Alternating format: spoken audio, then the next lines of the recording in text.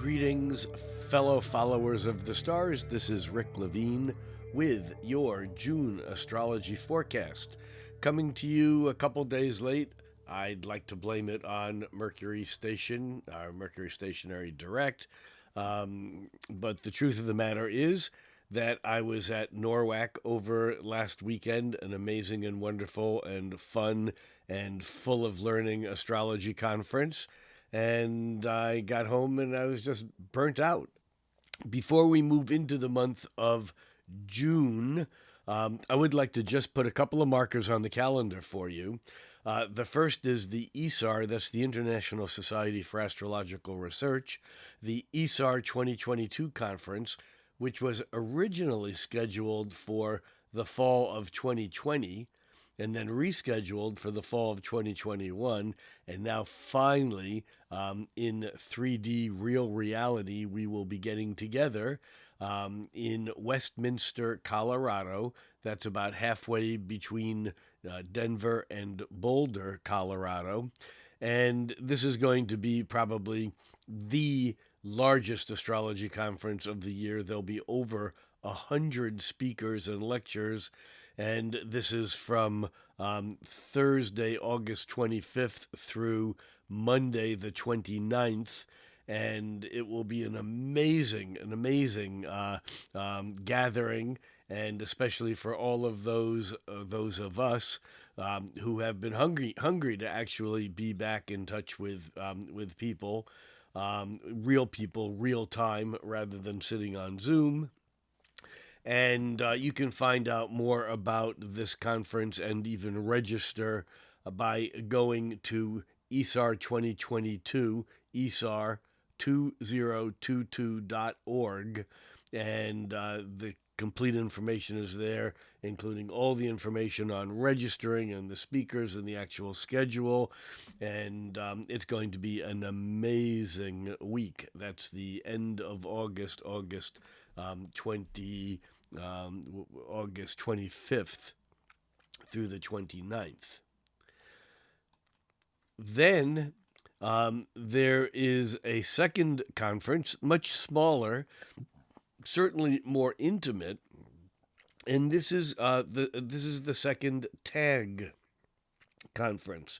TAG stands for the Astrology Gathering. This is taking place at Lilydale, New York, which is the home of the American Spiritualist Church. It's a very fantastic, magical place. And we have quite a group of really good speakers, certainly not as large as ISAR, but I think it'll be a fantastic weekend. Sam Reynolds will be speaking there, Catherine Urban. I'll be speaking there and be doing a post-conference event also. Sandra Lee Serio, Richard Smoot, Victoria Smoot, Franco Minitel, a good group of people. Cassandra Butler, I'm just trying to think off the top of my head. Ronnie Gale Dreyer. I mean, these are really competent and wonderful speakers. Diane Trimbath. So I'm looking forward to seeing you there. Richard Weber and Beverly Fish will be teaching there also. Pam Gallagher. It's quite a group, and this will be TAG, which is the Astrology Gathering, and this will be at Lilydale, and it will be the actual dates will be September 15 through the 18th, 15 through 18, in Lilydale, New York. It's about an hour outside of Buffalo toward the Finger Lakes region of New York. It's a very beautiful facility, a very beautiful area. And for more information, easy, just go to The Astrology Gathering, all one word, theastrologygathering.com, September 15th through 18th. And I hope to see some of you or many of you there. Okay, well, with no further ado, let's get into June. And I'm going to apologize up front if I cough. My cough does seem to come and go, and there's nothing I can do about it other than drinking the herbs and inhales that I'm doing and so on, doing everything I can do. But so I apologize in advance for that. That will probably surface at some point in time. All right. So let's actually jump right in and look at the chart for June 1st. And June is an interesting month. I mean, all astrology, all months are interesting astrologically in different ways. June seems to me to be a pretty mellow month. And geez, we sure deserve a little bit of mellowness, don't we? I mean, it's not without its difficult days. There certainly are a few, but it's not quite at the same magnitude as we've been having recently.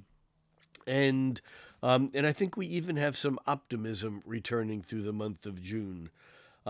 We start the month, we start the month on June 1st, but it's on June 3rd that Mercury turns direct.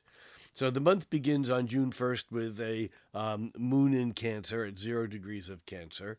And all charts that we'll be looking at here will be for 12 noon. The moon will be at 0 Cancer at midnight at the opening moment of the moon, at the opening of the month. But at 12 noon on June 1st, we have the moon at 6 degrees of Cancer, and it will be squaring the Jupiter-Mars, now separating conjunction, but we may get a boost of energy off of that and a little bit of intensity on the 1st of June. By the way, I am recording this on the afternoon of June 1st. I will try to get this up by tomorrow, June 2nd, and it might not appear until early on June 3rd, but I will do my best to get it up as soon as I can. Okay, one of the things that is intriguing about this month is Mercury, and Mercury becomes an important player all month. And actually, it's Mercury's retrograde turning to direct that is the significant thing. And as long as we're on retrogrades and directs, we would also mention that this month we have a couple of other planets turning retrograde. We'll dig into those a little bit more later on. But one of them is so Mercury stations direct at 26 degrees of Taurus on June 3rd. Saturn stations retrograde at 25 degrees of Aquarius on June 4th. Now, what's interesting about this is that Mercury has been retrograde and is coming back toward a square with Saturn, which is kind of a heavy thinking. It's needing to get our facts right. It's maybe a reevaluation of some of the things that we didn't think right, and maybe we run into some obstacles or some delays because we have to go back to the drawing board or back to the research so that we get our material correct. But the thing is that retrograde Mercury never quite makes the exact square to Saturn. So Mercury turns direct just before it reaches the degree, and Saturn turns retrograde just a day later, but also just before Mercury reaches that degree. So there may be a bit of frustration here. There may be a sense of like, I should have done more, or I could have put all this together, but I missed my chance. There's a sense here of that Mercury Saturn beginning to separate before it ever really came together. We'll see how this plays out, but it is interesting that both Mercury and Saturn at the closest to this square, which is just a degree of orb from being an exact square, never perfects, and both Mercury and Saturn are stationed. So this is a really important turning point, I believe. So we have Mercury turning direct. We have on June 3rd, we also have the Sun in Gemini making a square and a half to Pluto. And this is intense, and Pluto plays a role in the intensity of this month also, but the Sun's sesqui-square, I might have said semi-square, the Sun's sesqui-square, that's 135 degrees or a square and a half, to Pluto is really about a disagreement over what is coming to light. And there may be things that come out into the open that other people are arguing that this is not true. It's a bit of a power struggle, and I think that we'll see Mercury playing into this as the month unfolds, because by June 10th, and I don't want to jump that far ahead just yet, but by June 10th, Mercury forms a trine to Pluto, and that will be a third time that it does that, because Mercury has gone direct past that trine, then retrograde, and then direct again. We'll come back to that in just a moment and talk more about that.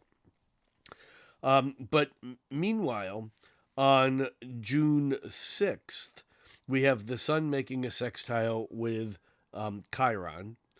And this Sun-Chiron sextile is, in fact, an opportunity for us to either learn something, teach something, or heal something.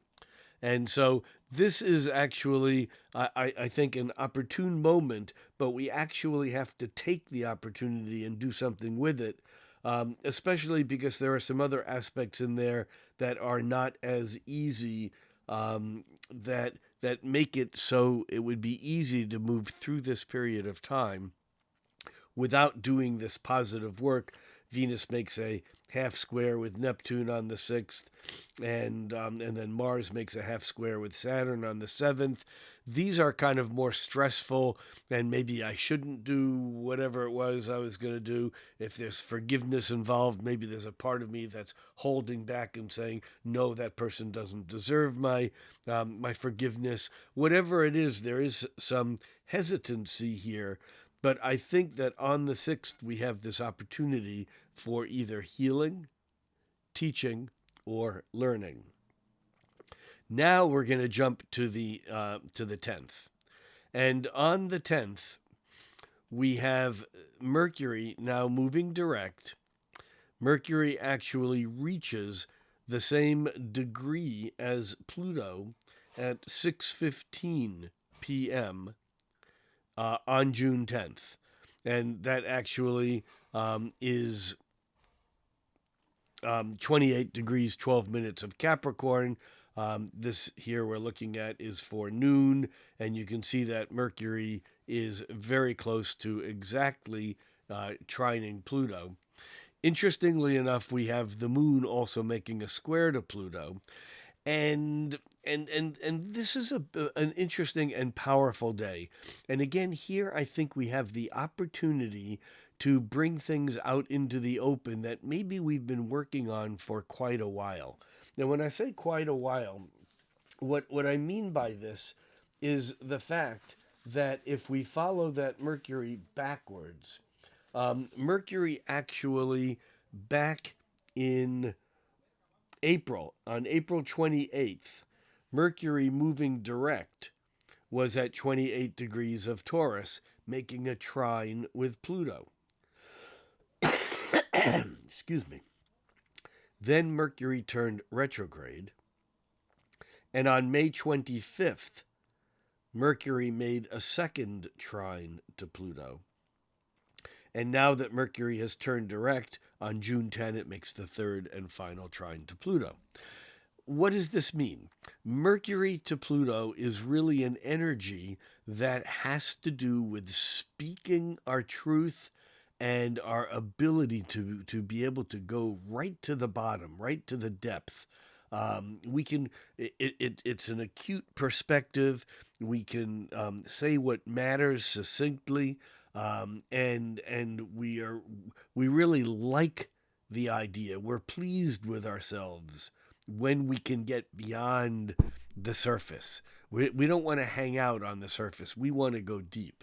Now, with the moon squaring Pluto the same day, there may be a bit of emotional stress tied up with that, but the fact is that we can really delve into the underworld, into the hidden, into the shadows, and if possible, to be able to go back using your calendar, your computer, Outlook, whatever you might use, but to go back and look at what was going on around April 28th and May 25th, the first two times that Mercury trined Pluto.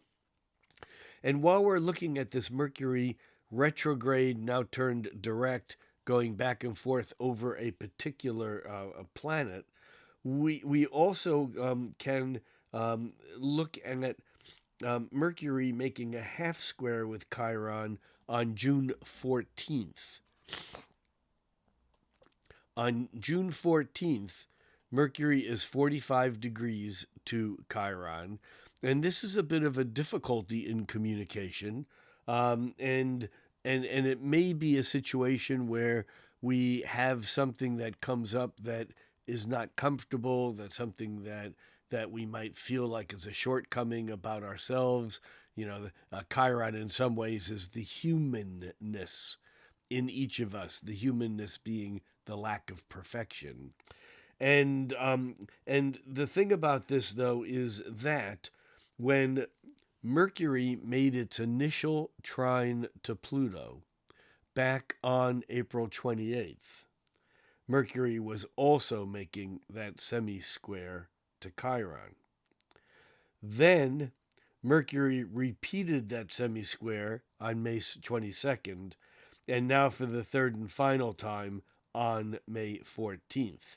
So this is when a planet goes retrograde, it often will make an aspect that normally just happens for a day or so and then won't happen again for another year or more.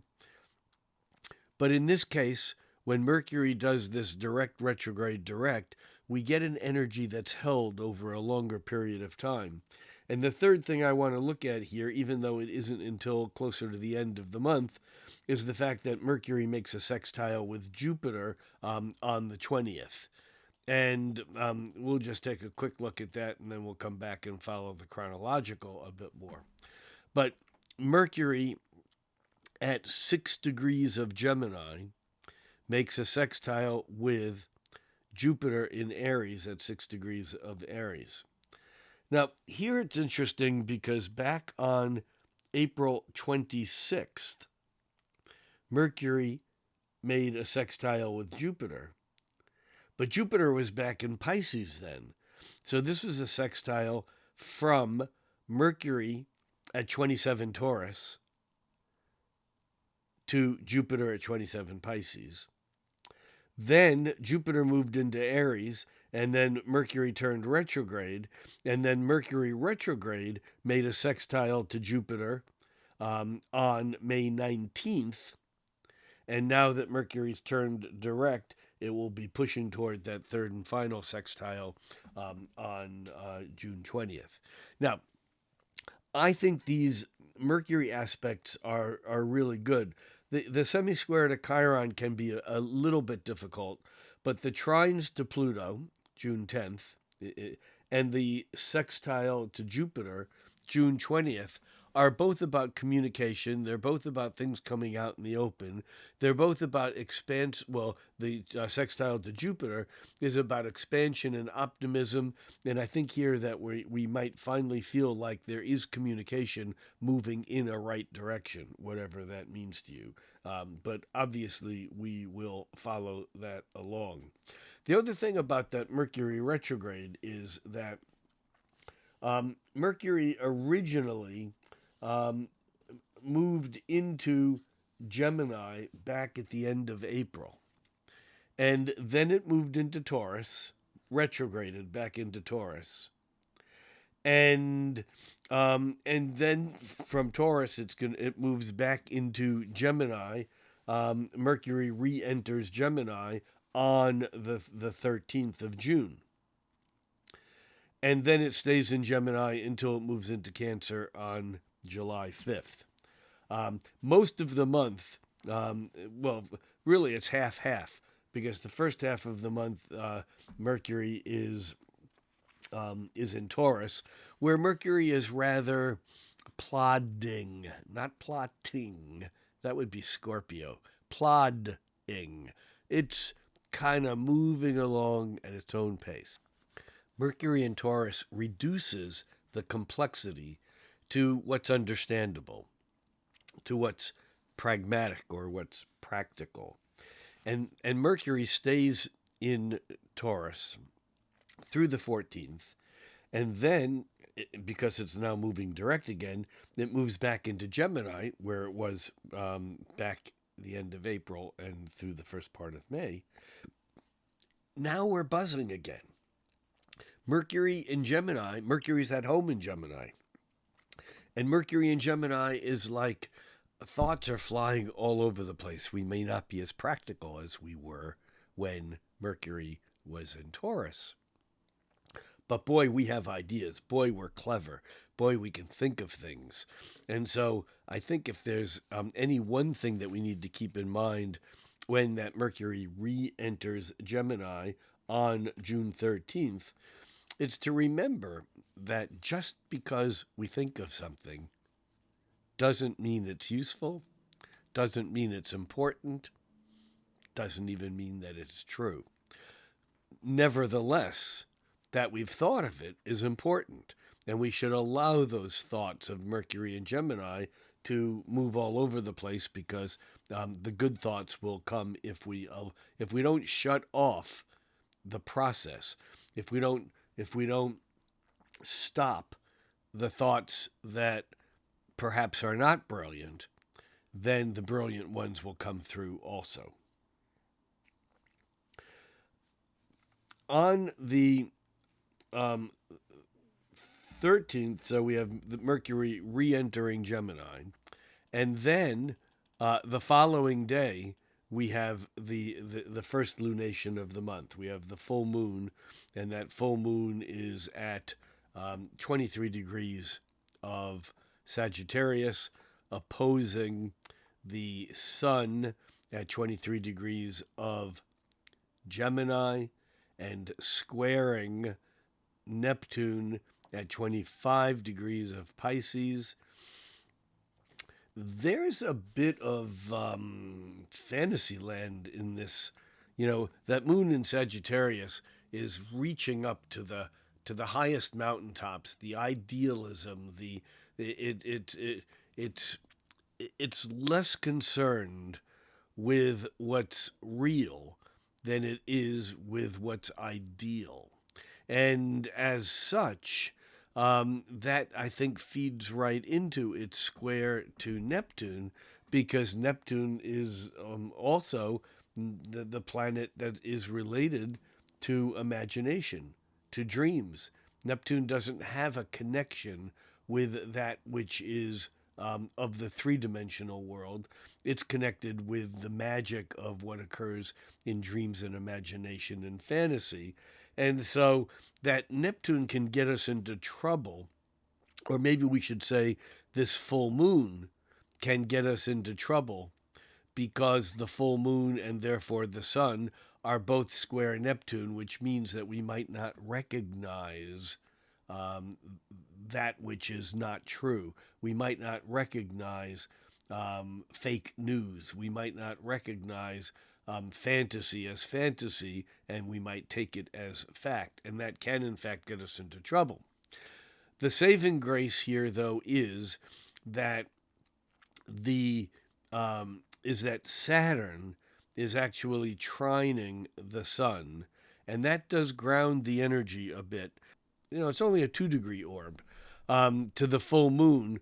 And so in a way, that Saturn is technically at the point of Thales. The point of Thales is that point that when there is an opposition, And of course, all full moons are oppositions. This is the moon opposed the sun. Whenever there is an opposition and there's a planet that's square both sides of the opposition, that's a T square that stimulates the angst. It stimulates the conflict. It raises the level of tension. When you have a planet at the point of Thales, which Saturn is, which is trine the sun and sextile the full moon, that becomes a release point.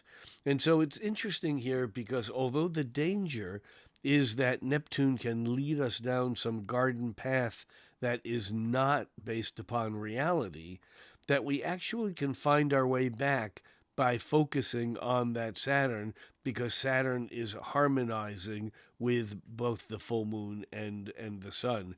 And I think that that's quite useful. This full moon, I think is also intriguing because it's quincunx the north node. The moon is. There's something about this full moon that doesn't feel right. It doesn't fit in. And yet I think ultimately we can work with it. We can ground the energy through that Saturn. We can actually go out to the collective and we can make it work. And so I think that with this full moon, as long as we keep our fantasy world in check, as long as we use imagination for what imagination is best used for, meaning going out beyond the structure to create a potential that we then fill in. I think in some ways Neptune actually creates, the imagination creates scaffolding that then we use Saturn to build reality onto it. And so here, as long as we keep that Neptune in perspective, I think we're okay. It's when we go off the deep end and we begin to substitute Neptune for Saturn, we begin to say that the fantasy part is true, then we get into trouble. Okay, moving right along. The next thing that we have, and this is also part of the full moon, I didn't talk about it, but it really is pushing already. And that is that Mars is coming into a conjunction with Chiron. That's exact on June 15th. But on the full moon itself, it's already within a degree. And so we can already feel the running into some failure that may stop us from getting to where we want to get to. I find Mars Chiron often related to things from the past that kind of come back and get in our way, whether it was something that created a hurt or an emotional wound in the past, or some way in which you relate to the outer world. There's something that it's almost like it haunts us. Similar things come out, and they're similar enough that we go back to that original event and we go, yeah, see, it doesn't work. There's something wrong with me. I can't do this, whatever it is. And I think that that the important thing with Mars and Chiron conjoined is the ability to use Mars to fight for compassion. It sounds oxymoronic, but to fight for the underdog, to actually push through whatever resistances or whatever fears that it is that we might have, so that we can actually focus on what needs to be done rather than being afraid to stir up things because they were difficult in the past. On the 16th, we have the sun making a trine to Saturn. Now, remember, this trine was actually already in play 2-degree orb at the full moon. And so, in a way, this has been building since the full moon, But now, in the exact trine, the Sun trine Saturn is just after midnight in the very early morning of June 16th. And of course, all times here are Pacific Daylight Time. But the Sun trining Saturn is this is the ground. This is the stability. This is the discipline. This is we get to work with the energy in a way that has that that cause creates the effect, and it's obvious what it is. So we do something and we get results.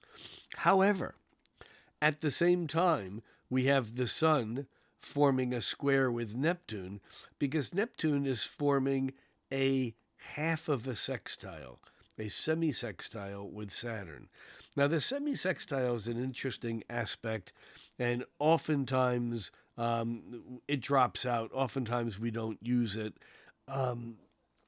People often want to make the semi-sextile like a light sextile, like a half square is kind of like a square light.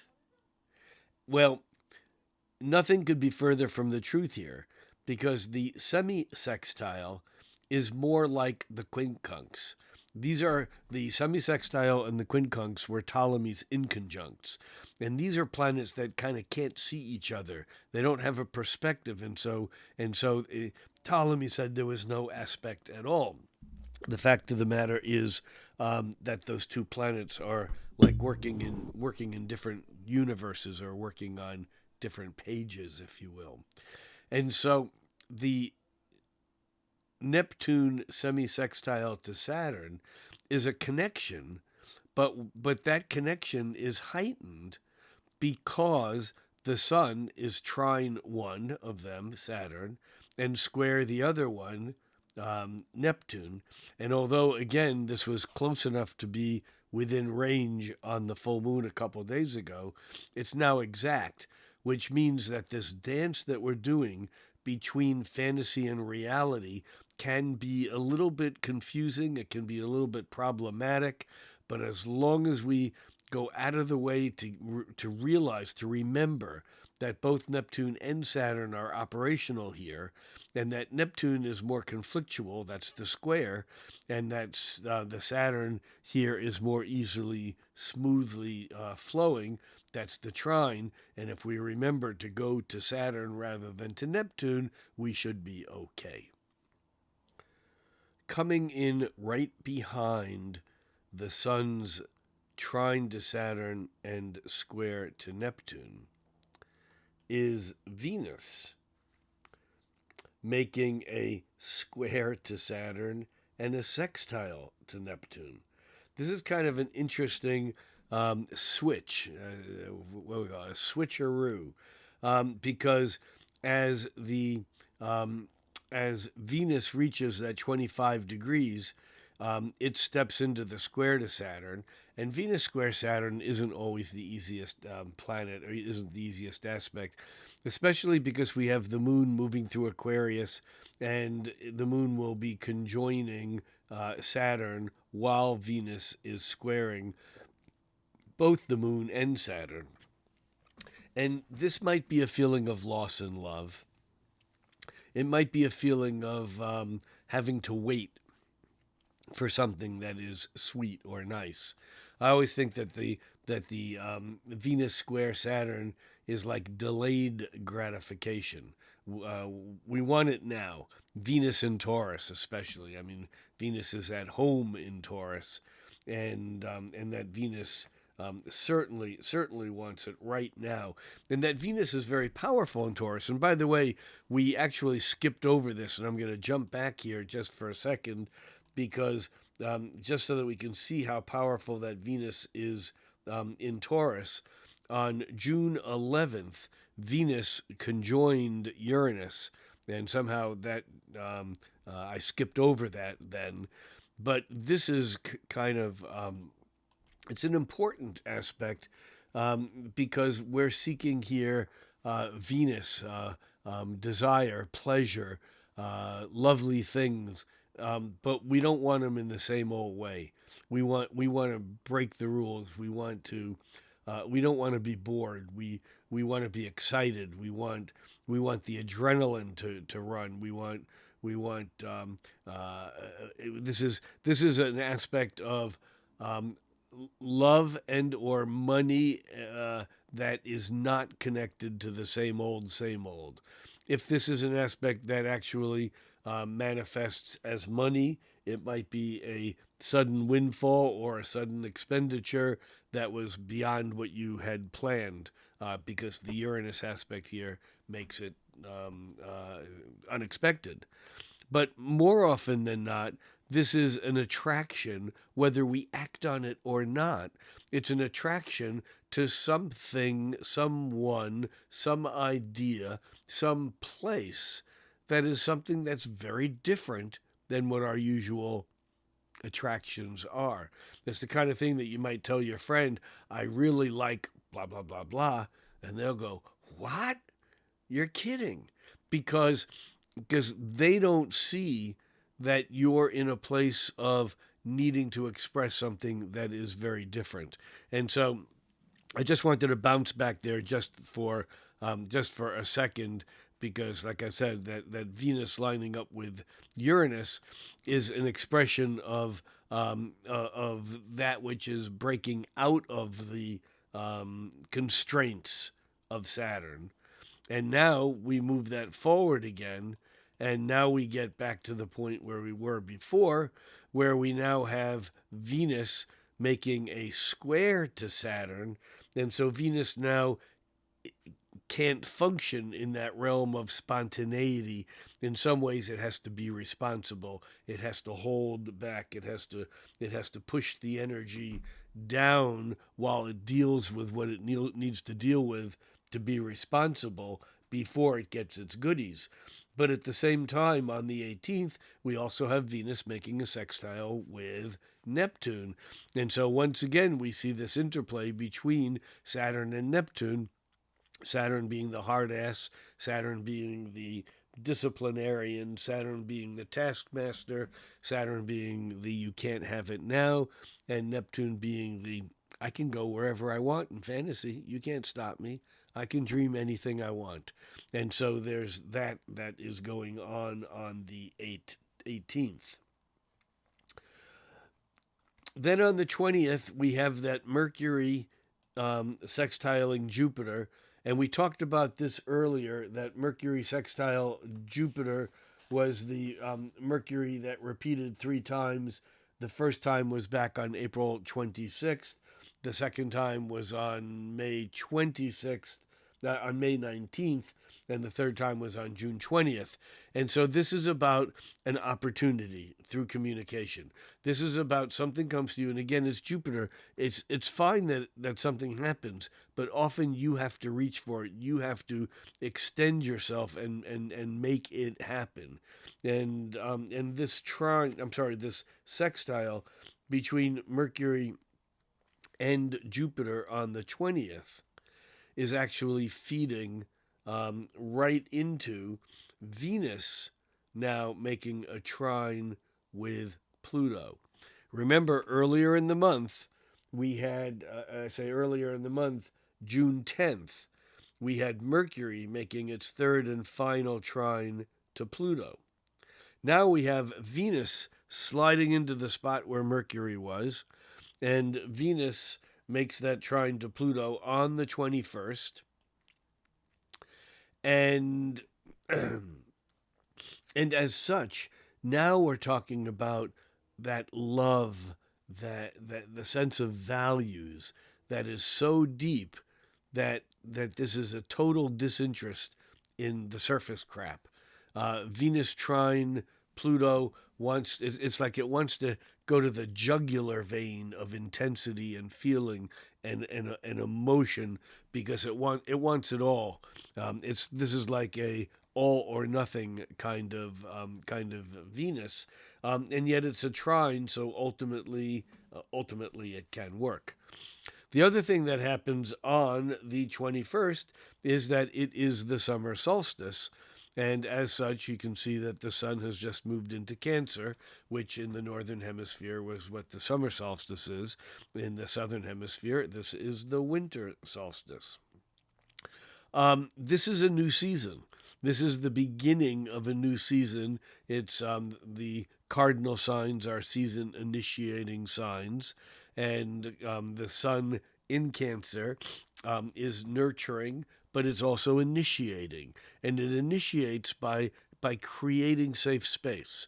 Cancer is the sign of the mother in a way because it creates that safe space for within which children and even a fetus can grow. On June 22nd, we now have Venus moving from Taurus into Gemini, and we now have both Mercury and Venus in Gemini, and the Venus is still picking up on that trine to Pluto. It's a few degrees away. It's a couple degrees away from exact. But because Venus is now in Gemini, there's a lighter sense to it. There's a more airy sense to it. There's a sense of it's easier to communicate about these deep things that we had maybe a harder time delving into just a few days ago. On the 23rd, the sun makes a half square with Uranus. And that half square with Uranus is also very powerful. This is disruptive. This is exciting. This is, I think of this as catalytic. And I don't mean like a catalytic converter in a car. It's like there are certain reactions that can't occur until everything is just right. And you put in that one little piece of something, and it basically makes everything happen.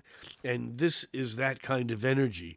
Unfortunately, what happens isn't always what you want to happen. Why? Because Uranus releases tension that's buried. And so, in a way, here, if we've been sitting on something, or if we have something tied up in knots or stuck in some shadow region of our psyche, then there's something that can catalyze that energy that brings it into full expression that forces us to deal with the issue now. That is on June 23rd. On the 25th, we have Mercury making a square and a half with Pluto. We're back to the Pluto thing again. And interestingly enough, this Mercury Pluto is also, it's disruptive. Remember, Mercury's job as psychopomp was to guide the souls in their journey into the underworld. So Mercury has the ability to go back and forth between this world and Pluto's world, the shadow realms, the underworld. And as such, Mercury can bring back out into the open things that were hidden that now, once they're in the open, we have to deal with.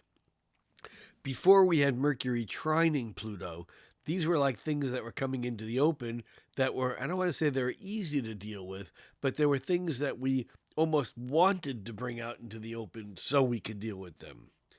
This is a sesquisquare, and so this would suggest that what's coming out into the open now is not as easy to deal with, but it's still that same energy of communicating and bringing things out into the open that were not visible prior. And then as we move on to the 27th, we have a couple of sextiles. We have Mercury making a sextile to Chiron, which again is communication. Now remember that Mercury sextile Chiron about communication suggests that we can use our intellectual facility, our words, and in communication we can actually touch some place that is or was a wound that can help that wound heal. Why help it heal? It's a sextile. It's moving that energy through its stuck phase and actually through communication, it's helping it to resolve. It's getting support from another aspect the same day, which is very powerful, and that is that Mars is making a sextile to Saturn. Mars sextile Saturn, and this is on the afternoon of the 27th. And the Mars sextile Saturn suggests that these two malefics in traditional astrology, not that they're bad planets, they're just hard to master. But right now they're working together. They're working together beautifully. And Mars sextiling Saturn can be the ability to organize and do hard work that has more effectiveness, more positive. It's productive. That's the word I was looking for. Mars sextile Saturn can be quite productive. And it's a very important aspect because it's occurring at the same time as the Mercury sextile to Chiron. And so we're getting this sense of, of productivity that's very, very useful. Although the Mars sextile to Saturn is very grounded, basic, materialistic. It's sensible. I use the word production because it has to do with things that we're dealing with or making. And yet the following day on the 28th, Neptune turns retrograde. Now, I should say a word here about the retrogrades because remember, we're coming through from a period where earlier in this year, everything was retrograde, everything that could be. And then one by one, they all went direct until nothing was retrograde. And now I think Chiron was the first to turn retrograde Chiron turns retrograde in July. Jupiter turns retrograde in late July. And Uranus turns retrograde in late August. Meanwhile, Pluto already turned retrograde. Saturn turned retrograde earlier in the month, at the beginning of the month. Neptune is turning retrograde. And by August 24th, when Uranus turns retrograde, basically Jupiter and out. Jupiter, Saturn, Uranus, Chiron, Neptune, and Pluto will all be retrograde. And so when these outer planets go retrograde, they often, it's almost like the cosmic stew is being stirred. And then there's some scrapings on the pot, and the retrograde planet stirs the other way. And so this is kind of setting these complicated rhythms in motion where even though we're still moving forward, we have to go backward to pick up stuff that either we missed or that didn't follow through all the way. As we get to June 28th, we're coming into the new moon, and the new moon on June 28th is at 7:52 p.m. And that new moon is very interesting because that new moon is very closely square to Jupiter. I think this is a good news, bad news thing. The good news is that the Sun square Jupiter can give us a sense of confidence. It can give us a sense that we can do it, whatever it is. It's optimistic. It's expansive. It opens our feelings. With the Sun in Cancer, it opens our emotions. It perhaps allows us to be more vulnerable to let someone in.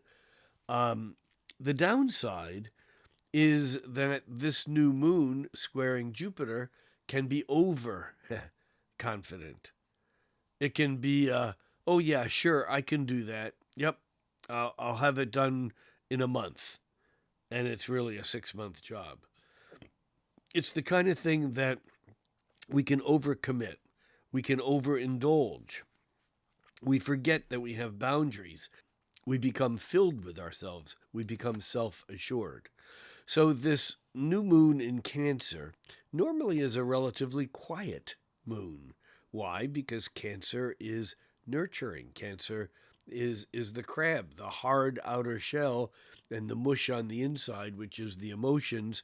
But that hard outer shell, it gives us the ability to feel protected by that hard outer shell, which is really a metaphor for our home, hard outer shell, our family, those people closest to us, where we feel nurtured and safe within those protective boundaries. Now, again, this new moon being square to Jupiter kind of pushes it outside of its relative safety. And then the other aspect here that is quite significant is the fact that the sun and therefore the moon also are both making a square and a half, a sesqui-square to Saturn. So once again, we have Saturn in here kind of holding back and saying, no, you have to do this. There's that sense of Jupiter saying, I can do anything, and Saturn saying, no, you can't. You have to do this first and then that. At any rate, the fact is that the new moon in Cancer is a very important time for planting seeds quietly within the home, within the garden, within the family, within your own heart. This isn't about a new moon in Leo, about making a proclamation on stage. It isn't about a new moon in Gemini, which is stating your intentions in a letter or even publishing something. The new moon in Cancer is more private. It's quieter. It's more inner directed rather than outer directed. And I think that that's important, that that's where we end the month with the caveat that the sun is squaring Jupiter, so we don't get to be as inner directed as we might want to be, or as we might be often on a Cancer new moon, because that Jupiter is pushing us outward. And in fact, later in the day on the 28th, really, I guess, just an hour after the new moon itself, Venus makes a sextile with Jupiter. And so once again, that Jupiter comes into the picture, and it's almost like now, and this may be after the new moon itself, we feel like, you know what? I like this. I like the idea of going out beyond my normal limitations. I like the idea of bringing some other people into my sphere and sharing with them. And so this Venus sextile to Jupiter on the 28th, I think is very sweet. That's the month. And what strikes me about this month is that it seems normal. It seems like there's not a lot of craziness. It's almost like this is the month that we would have liked last or 2 years ago, April and May to be. That never happened. I'm not saying that things are returning to normal, because I don't know that things will ever return to normal, because I don't know that normal was normal. On the other hand, I think we're getting an inkling here of this is a breather point in it. The energy is going to pick up again over the next couple of months. I mean, especially as Saturn and Uranus get closer and closer together again. Saturn will be backing into that square to Uranus that was pretty much in play all through 2021. That was the most events of 2021 were in some way about the old versus the new, the conservative Saturn versus the progressive Uranus, the holding on to an old way, the coming up with the new ways, the that energy was really, really strong through 2021. It's now kind of settled down a little bit. But as we get closer toward the autumn and toward election day, that Saturn, which is retrograde, will come back within a degree, a half a degree, of being square to Uranus again. And so we're going to see a lot of last year's issues of the 21st. And this, of course, isn't a surprise or shouldn't be a surprise to anyone, who stays current with the news. You don't really need to be an astrologer to realize that we're not done with whatever it was that went down in 2021. And so I think that we're going to see July at kind of that energy. June, in some ways, I don't want to say it's a resting point because there's some intense stuff, but there's not a lot going on. There's not a lot of outer planet to outer planet activity. July, things begin to pick up again. And by August, September, October, I think we're back in the middle of whatever it is next that we need to deal with. That's it for now. I hope to see some of you either at ESAR, the ESAR conference in Westminster outside of Denver at the end of August, and some of you at the TAG, the Astrology Gathering at Lilydale in mid-September. And other than that, think cosmically, act locally, and I'll see you next month.